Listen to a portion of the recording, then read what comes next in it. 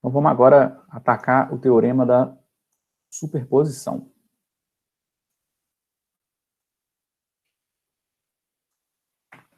O que acontece, gente? Vou fazer uma breve revisão aqui, ó, sobre aqueles conceitos que a gente viu de fontes, né? Então, a gente já viu lá que uma fonte ideal, tá aqui à esquerda, é só um conceito, né? Porque esse elemento aqui teórico, ele nos diz que ele sempre vai manter uma tensão V constante sobre os terminais da fonte, independente da carga que eu ligue à fonte, né? Qualquer carga que eu ligasse aqui, ó,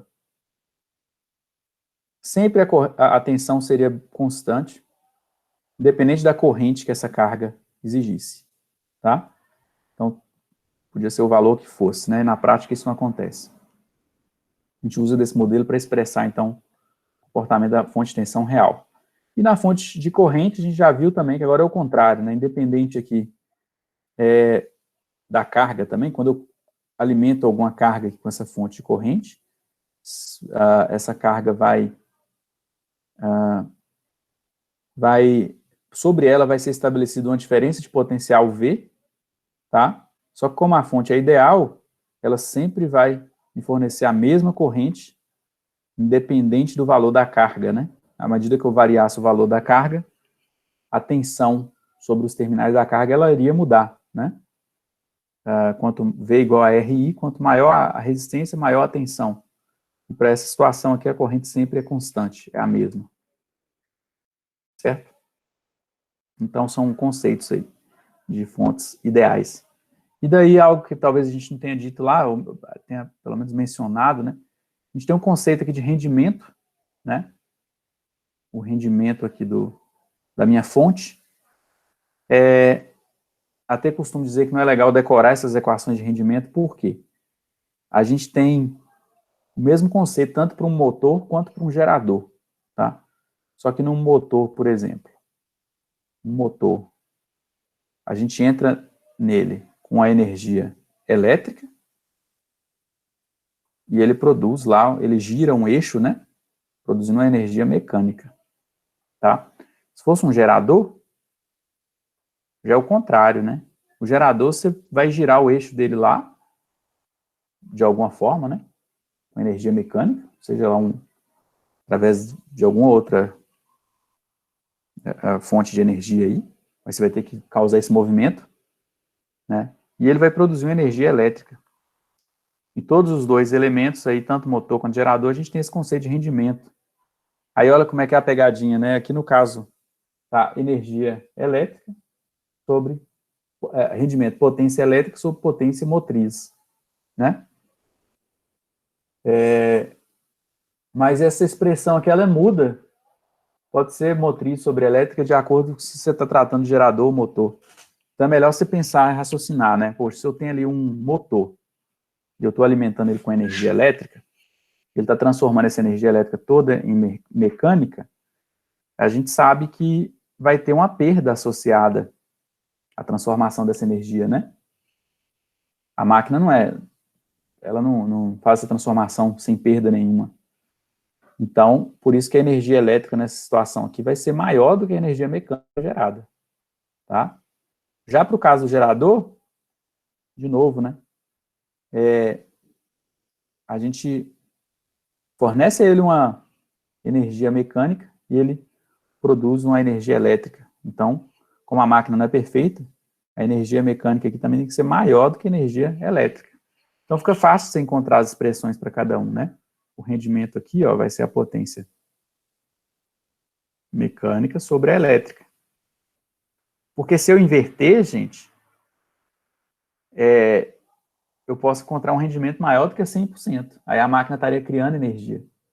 E o rendimento vai ser sempre menor do que 100%, porque ela apresenta uma perda interna, tá? Então, vamos supor aqui, ó, se eu tenho aqui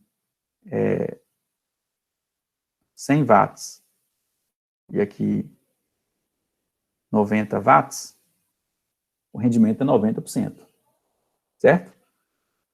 Agora, se eu tenho aqui, então, é 90%, sei que é 90%. Agora, se eu inverter essa equação aqui, ó, né, quando eu faço aqui realmente o 90 watts sobre o 100, dá 90%.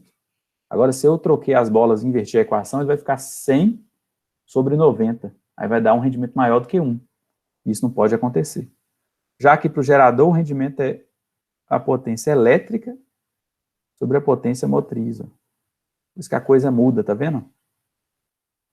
Então, a expressão de um é o inverso da expressão do outro. Então, acho que decorando, a gente acaba trocando, é melhor pensar nesse conceito aí, né? De que eu não posso ter um rendimento maior do que 100%, senão a máquina estaria criando energia, tá? Então, fica a dica aí, né? O rendimento para essa situação que eu estou tratando aqui, um gerador, né? Que seria, está transformando uma energia de origem não elétrica para uma energia elétrica. Essa energia, então, de origem não elétrica tem que ser maior do que a energia elétrica, porque teve uma perda aqui no meio do caminho. Então, por isso que, no caso aqui, né? A minha potência mecânica vem no denominador. A potência motriz vem no denominador, tá? Então, aqui, gente, né, a gente tem essas duas potências, né? A elétrica, que é a que realmente vai ser fornecida ao circuito externo, e a motriz, tá? Que vai fazer o gerador funcionar de origem não elétrica. Vocês lembram lá quando a gente fala de uma fonte de tensão, né? Ó, real, né? Tá? Já vai estar aqui no próximo slide. Não precisa nem eu fazer isso aqui. Quando eu tenho uma fonte de tensão real agora, estão vendo? A gente não costuma falar que a força eletromotriz aqui, ó, né? Dessa fonte de tensão real, a fonte de tensão real ela já é simbolizada pela fonte de tensão ideal em série com a resistência. Essa resistência interna aqui da fonte está simbolizando a perda de energia interna. Por isso que o rendimento não é 100%, é menor do que 100%. No caso da fonte de tensão ou de corrente aqui ideais, né, o rendimento é 100%, não tem perda. Tá certo? A potência elétrica é igual à potência motriz nessa situação aqui, né? Em outras palavras, ó, para essa fonte de tensão aqui, ela tem a força eletromotriz dela é V, o Vzinho aqui. Vamos supor que o V é sempre constante, né? Então, para a carga aqui, né, sempre também eu vou ter a mesma potência, né, fornecida para a carga, independente do valor da carga. Então, como nesse caso a potência motriz é igual à potência elétrica, para as fontes ideais, eu não tenho aquele elemento simbolizando a perda, o rendimento é sempre 100%. Agora aqui não, ó, minha força eletromotriz aqui está simbolizada aqui por VG, né? Só que aí eu tenho uma perda interna aqui, ó, na hora que essa corrente começa a crescer, né, a corrente, de acordo com a carga que eu ligo, minha fonte real começa a aumentar, também começa a aumentar essa perda interna aqui, ó. Então, cada vez mais a diferença de potencial, né, essa DDP aqui, ó, essa diferença de potencial V para a carga, ela vai ser cada vez menor, de acordo com que essa carga puxe mais corrente, né. À medida que a carga puxa mais corrente, a gente tem uma diferença de potencial aplicada a ela cada vez menor, tá? Então, isso aqui é interessante, né? Vamos pegar lá, na prática, você pega uma bateria lá, uma pilha, né? Química, você pega lá uma de 9 volts, né? Ela tem uma resistência interna. Aí faz sentido, né? Você não pode colocar qualquer carga aqui e imaginar que essa minha pilhazinha lá, minha bateria pequenininha lá, vai conseguir tocar essa carga. Não é isso? Senão o problema nosso estava acabado, né, de energia. Qualquer pilhazinha forneceria energia para qualquer coisa. Então não é assim. Por quê? Porque tem uma perda interna aqui, ó, na hora de transformar essa energia de origem química, aqui no caso, para energia elétrica. Então, a tensão nominal, né, ou a força eletromotriz dessa minha bateria é 9 volts. Você compra a bateria lá no supermercado, é uma bateria de 9 volts. Esses 9 volts aí é a força eletromotriz dela, tá? Seria ali a força eletromotriz, né? Também é medida em volt, né? Seria a quantidade de trabalho que ele consegue realizar por unidade de carga. Se vocês lembrarem lá, volt é joule sobre coulomb, né? Então, essa força eletromotriz, ela que vai realizar trabalho sobre as cargas para a produção da corrente elétrica aqui no circuito, né?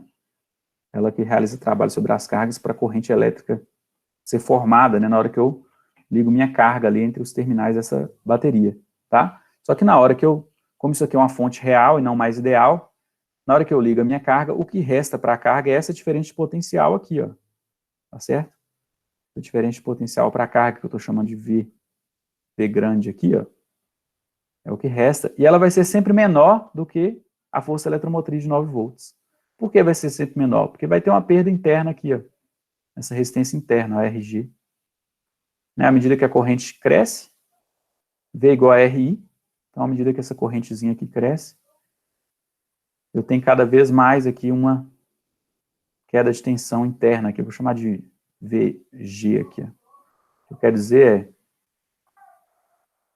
à medida que a corrente cresce aqui, ó, VG também cresce, e aí minha tensão V diminui, tá?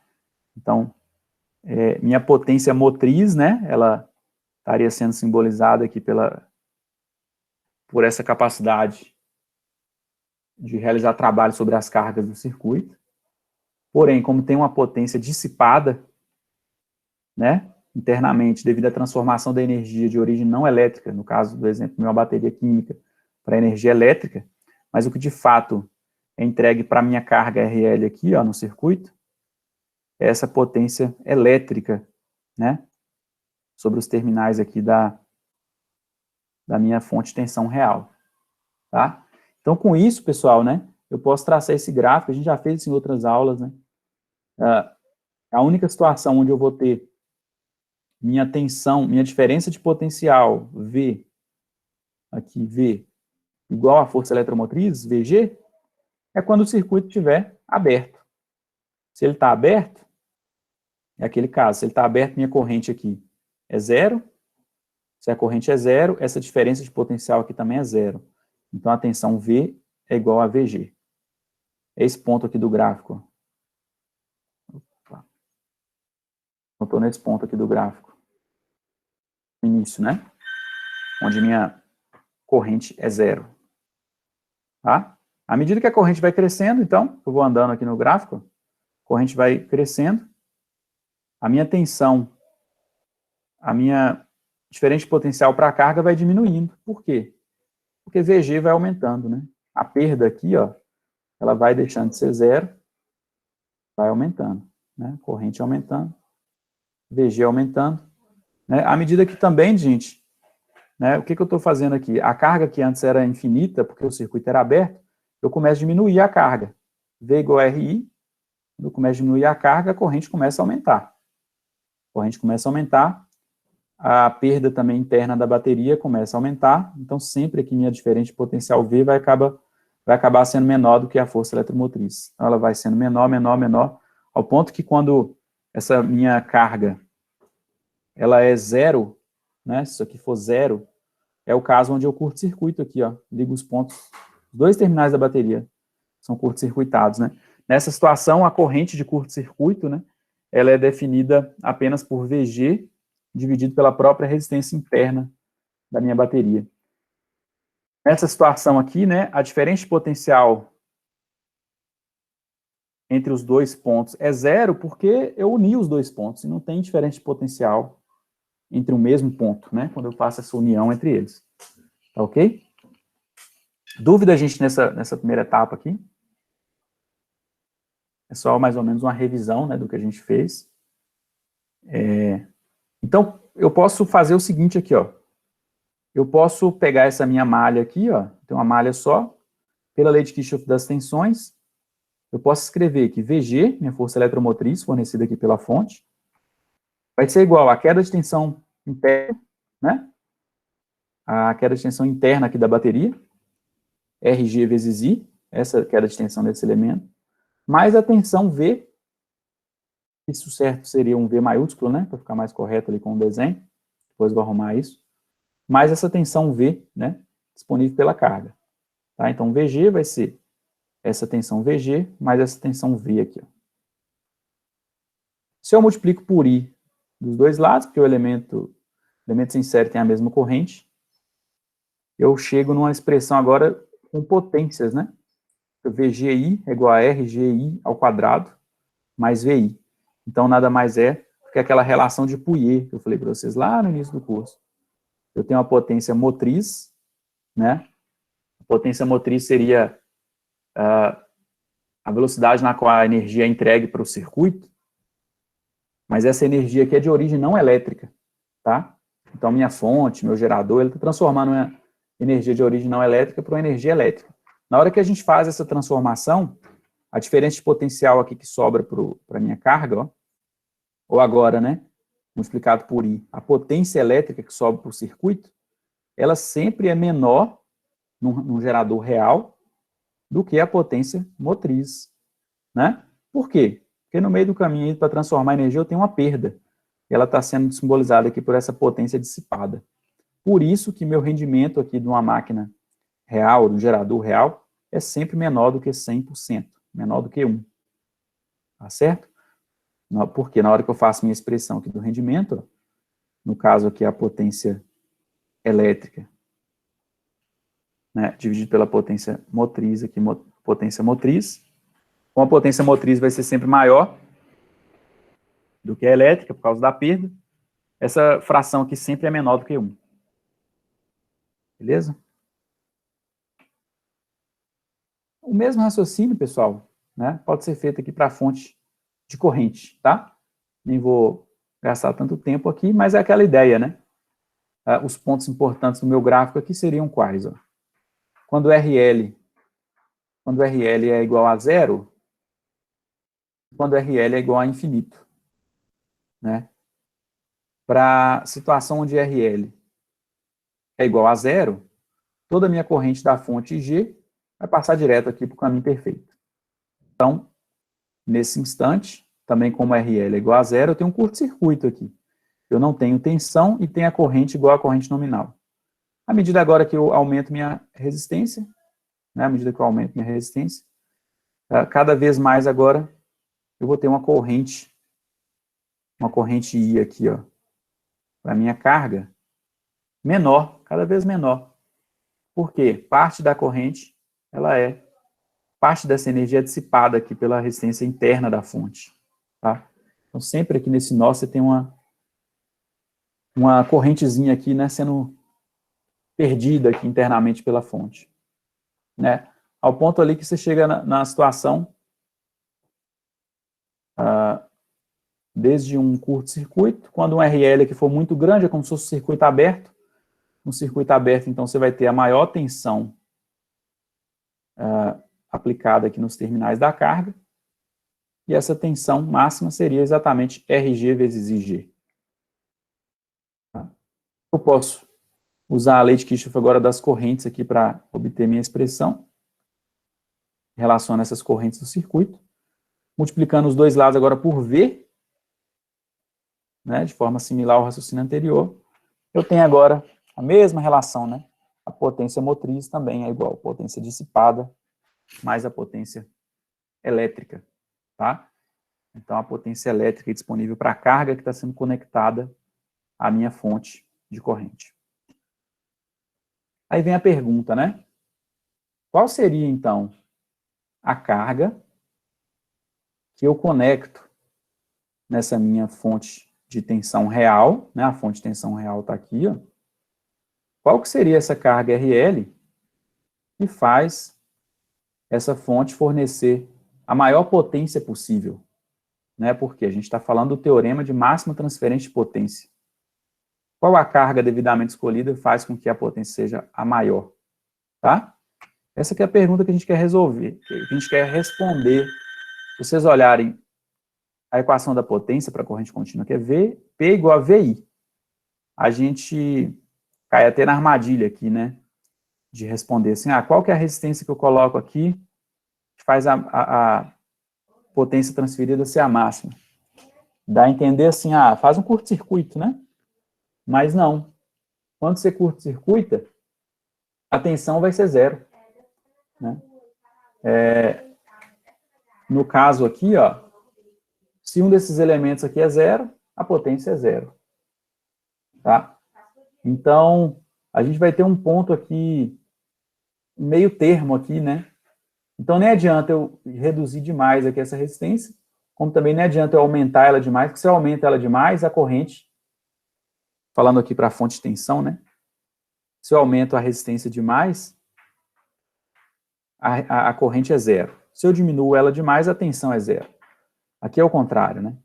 Se eu diminuo essa resistência demais, a corrente é máxima. Só que a tensão é zero.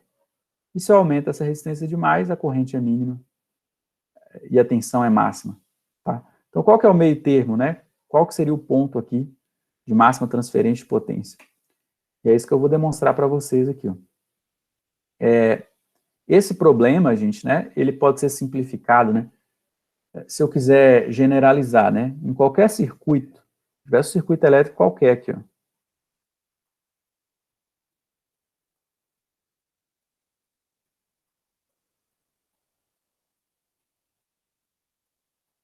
Se tivesse um circuito elétrico linear qualquer, e escolhesse dois pontos A e B desse circuito, eu posso fazer a mesma pergunta, né? Qual que é a carga devidamente escolhida aqui e conectada aos pontos A e B, que faz esse circuito elétrico linear dissipar a máxima potência possível? Né? Qual que seria essa carga aqui? Ó? Então, para eu responder essa pergunta para qualquer circuito elétrico, fica mais fácil se eu substituir esse circuito elétrico pelo equivalente TVNAM, igual está aqui. Ó. Né? Simplifiquei a minha questão por um equivalente TVNAM. Parei numa fonte de tensão real aqui à esquerda. Aí é mais fácil analisar esse probleminha menor aqui, ó. Vai servir para qualquer circuito elétrico linear do que ficar analisando caso a caso. Então, para esse equivalente TVNAM, se eu conseguir descobrir qual que é o valor de RL, que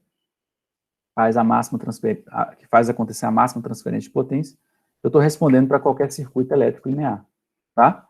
Então, como é que a gente faz isso, gente? Ó, eu vou fazer assim, ó, VG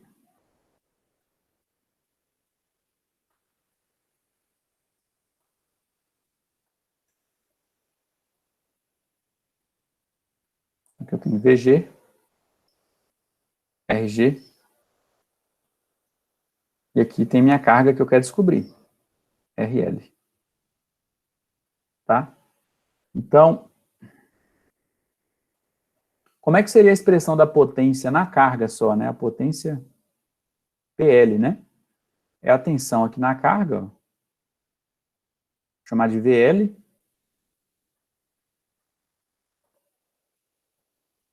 vezes a corrente na carga. É a corrente do circuito, IL.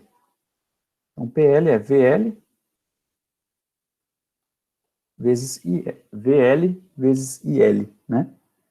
E como é que eu calculo, então,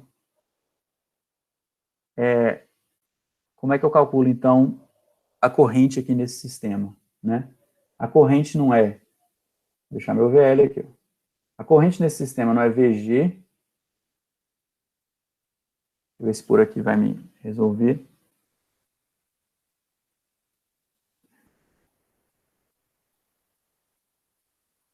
VG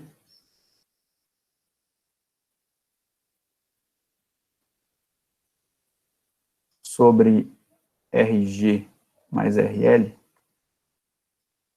eu ver se por aqui vai. Eu tenho meu VL.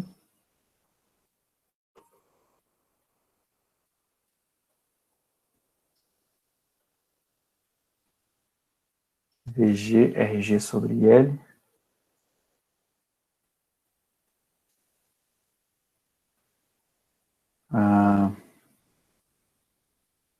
Opa, pulei aqui.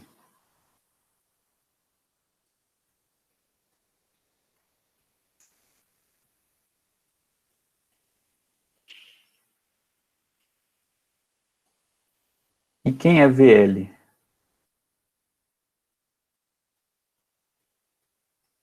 Espera lá, gente. Deixa eu só ver como é que eu faço em função da corrente ou em função da tensão aqui para me ajudar.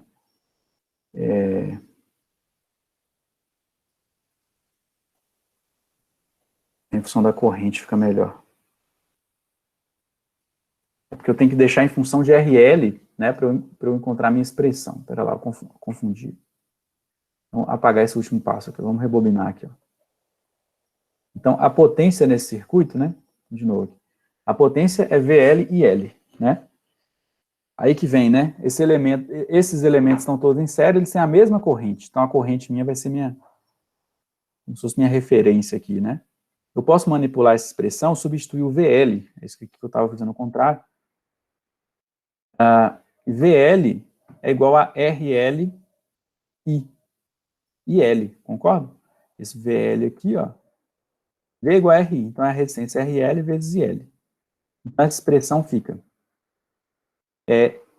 RL IL ao quadrado.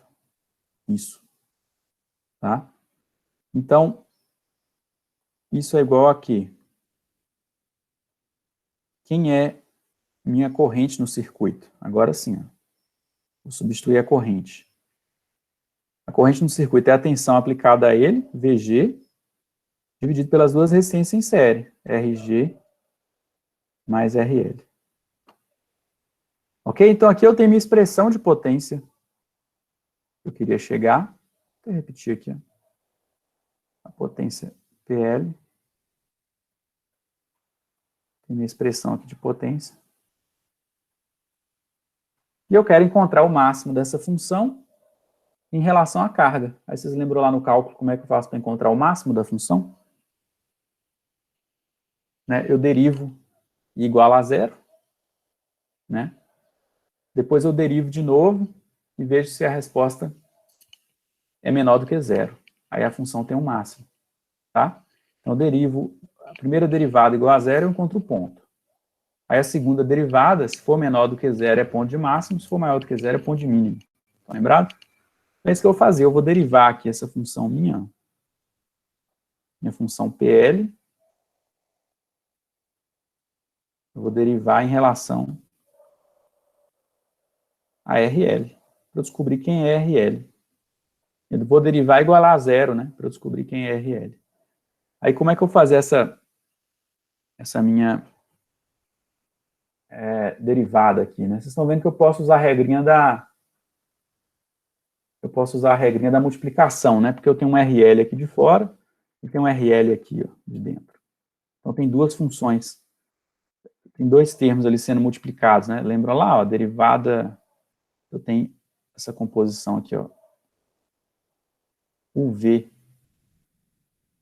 Derivada de UV é U'V mais UV'. Então é isso que eu vou fazer, né? A primeira derivada aqui, se eu derivar em função de RL, fica o termo ali, o termo que resta, né? Fica VG. O VG, vamos deixar ele aqui. O VG também é constante. Então fica VG, RG mais RL aqui ao quadrado. Mais, agora o que eu faço? Mantenho o primeiro termo e derivo o segundo.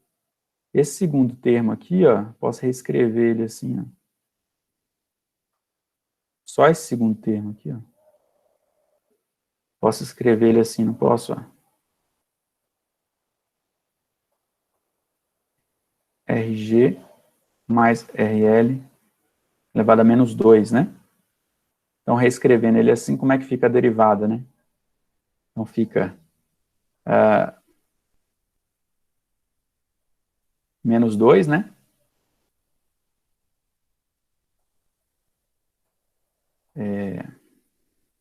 Desce o denominador ali, fica menos 2VG ao quadrado, que multiplica agora RG mais RL ao cubo, quer dizer, elevado a menos 3. Tranquilo? Então, isso aqui ficou como? O VG ao quadrado é um termo comum, tá? Aos dois termos. Então, vou pôr ele aqui de fora, já devia ter feito isso. O VG que multiplica. Aí aqui eu tenho 1 sobre RG mais RL, tudo aqui está ao quadrado, mais, e aqui eu fico com menos 2 dividido por RG mais RL ao cubo. Tá? Eu posso tirar o mínimo múltiplo disso aqui, ó. Então, fica um RG mais RL ao cubo, dividido ao quadrado, sobra RG mais RL. E aqui fica menos 2.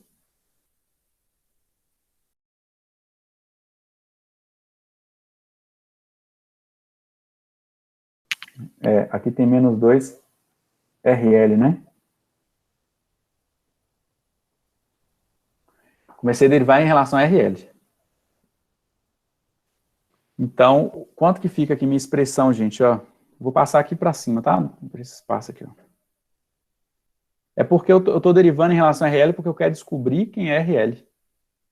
Em função de VG e RG, para eu saber qual que é o RL que faz dissipar a máxima potência. Eu estou derivando igual a zero para descobrir o RL. Depois eu derivo de novo e sei se é de máximo ou de mínimo.